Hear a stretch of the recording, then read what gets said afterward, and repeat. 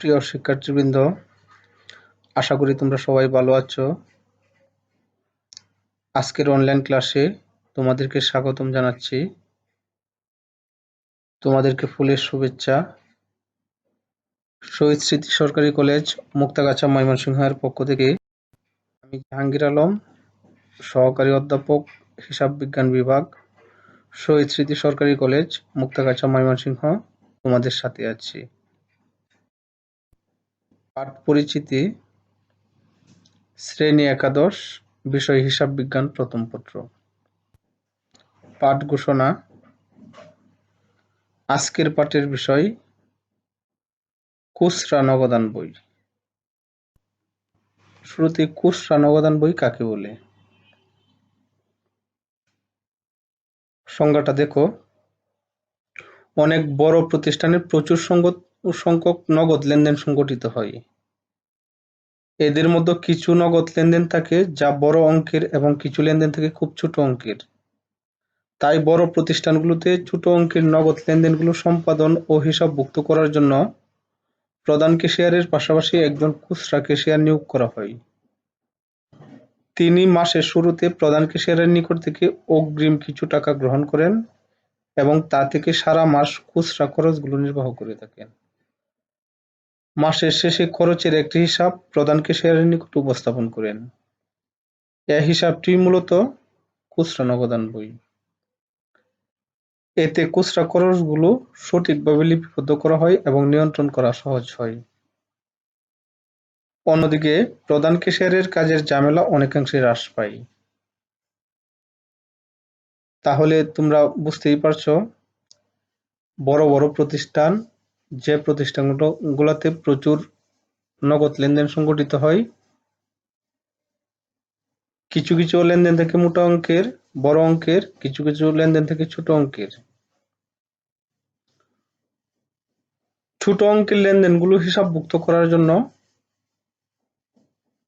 প্রতিষ্ঠানের প্রধান ক্যাশিয়ারের পাশাপাশি একজন খুচরা ক্যাশিয়ার থাকে, যাকে মাসের শুরুতে প্রধান ক্যাশিয়ার ছোট খরচগুলো নির্বাহ করার জন্য কিছু টাকা দিয়ে দেয় এবং খুচরা ক্যাশিয়ার সারা মাসব্যাপী সেই খরচগুলো থেকে খরচ করে থাকেন এবং মাস শেষে প্রধান ক্যাশিয়ারের নিকট তার হিসাব উপস্থাপন করেন।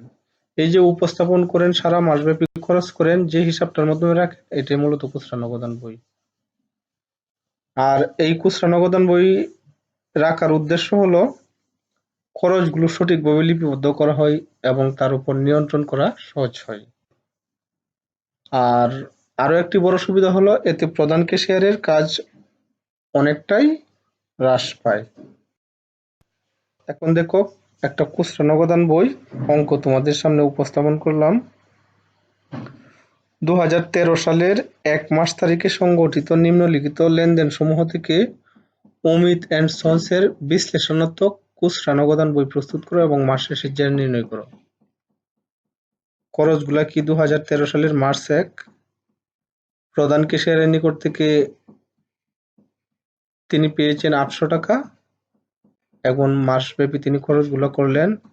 মার্চের 5 তারিখ কাগজ ক্রয় করলেন 40 টাকা, 7 তারিখ মণিহারি ক্রয় 25 টাকা, 9 তারিখ বাস ভাড়া প্রদান 32 টাকা, 11 তারিখ ডাক ও তার খরচ 30 টাকা, 15 তারিখ টেলিগ্রাম খরচ 35 টাকা, 20 তারিখ আপ্যায়ন খরচ 30 টাকা, 22 তারিখ ভিক্ষা প্রদান 20 টাকা, 23 তারিখ পিয়নকে বকশিশ প্রদান 10 টাকা, 25 তারিখ বিবিধ খরচ 45 টাকা এবং 31 তারিখ প্যাকিং খরচ করেন তিনি 65 টাকা। এখন এই তথ্যগুলোর আলোকে আমরা একটা খুচরা নগদান বইয়ের অঙ্ক করব।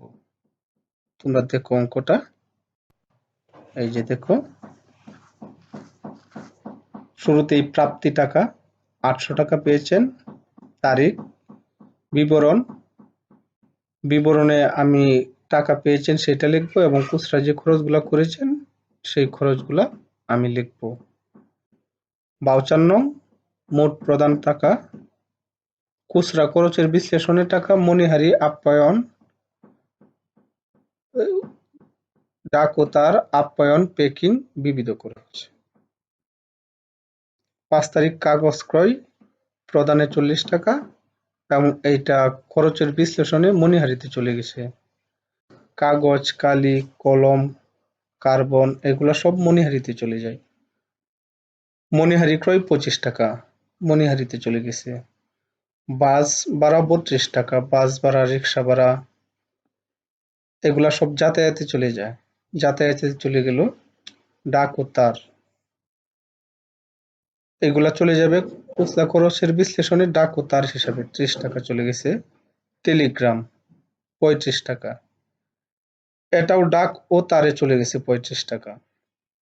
20 তারিখ আপ্যায়ন 30 টাকা, আপ্যায়নেরও খুচরা খরচের বিশ্লেষণে গড় আছে 30 টাকা, ওইখানে চলে গেছে। ভিক্ষা প্রদান 20 টাকা, ভিক্ষা প্রদান এগুলা বিবিধ খরচে চলে যাবে। বকশিস 10 টাকা, এটাও বিবিধে চলে যাবে 10 টাকা।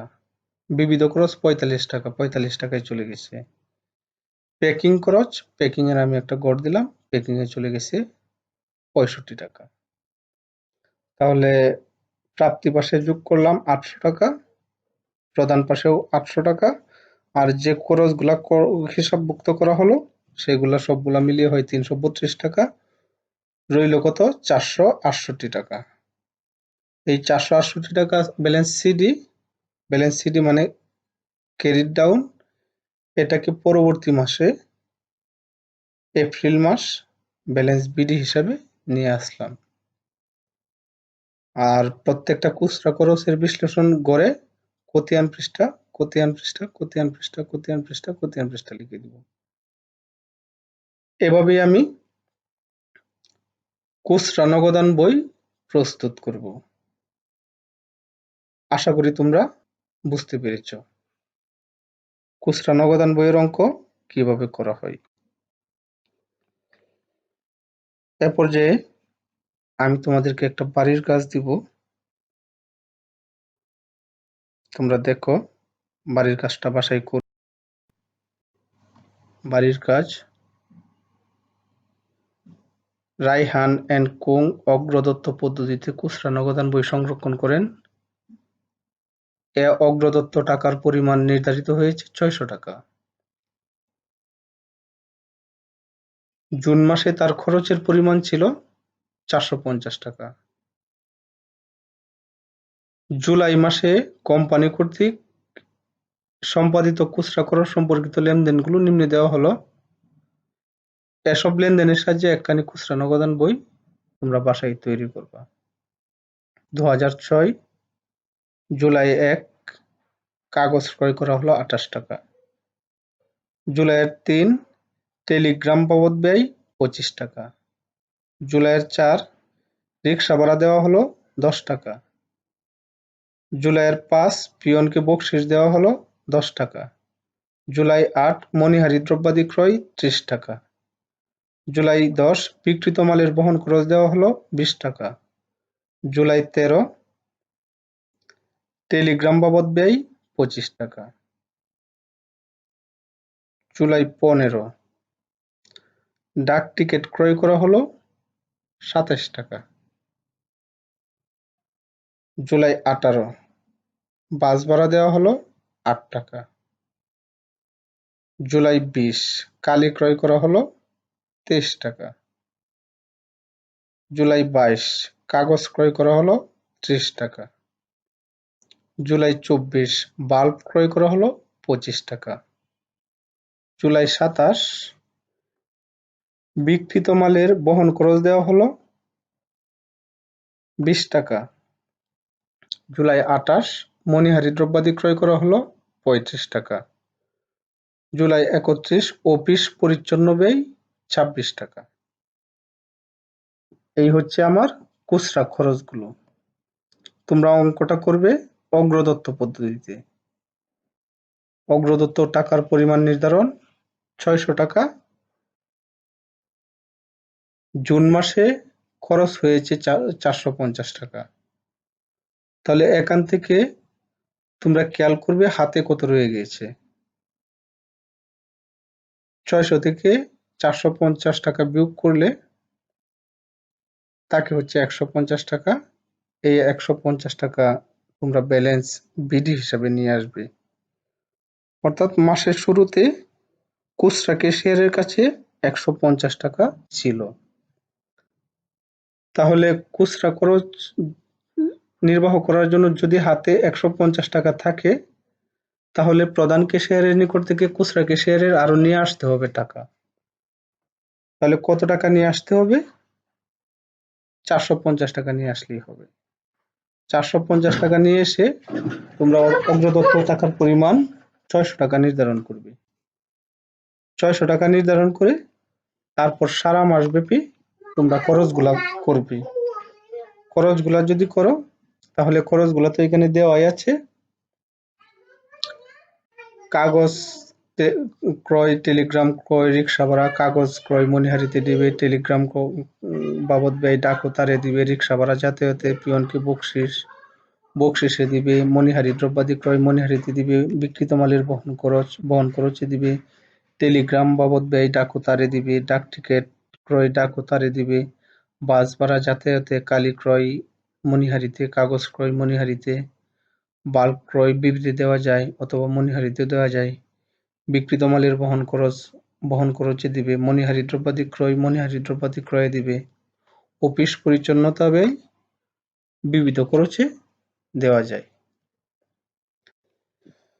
তাহলে এই ইনফরমেশনগুলোর আলোকে তোমরা অগ্রদত্ত পদ্ধতিতে একটা খুচরা নগদান বই প্রস্তুত করবে। বাসায় চেষ্টা করবে অগ্রদত্ত পদ্ধতিতে খুচরা নগদান বইয়ের অঙ্কটা করার জন্য। আর এখানে টাকাগুলো কিন্তু ছোট ছোট হবে। কারণ কেন ছোট ছোট হবে? প্রধান ক্যাশিয়ার বড় বড় অঙ্কের লেনদেনগুলো হিসাবভুক্ত করে খুচরা খরচ নির্বাহ করার জন্য সাধারণত পেটি ক্যাশিয়ার বা খুচরা ক্যাশিয়ার নিয়োগ করা হয় এবং তিনি খুচরা খরচগুলোই নির্বাহ করে থাকেন। তোমাদের সবাইকে ধন্যবাদ। তোমরা সবাই করে থেকো, ভালো থেকো, স্বাস্থ্যবিধি মেনে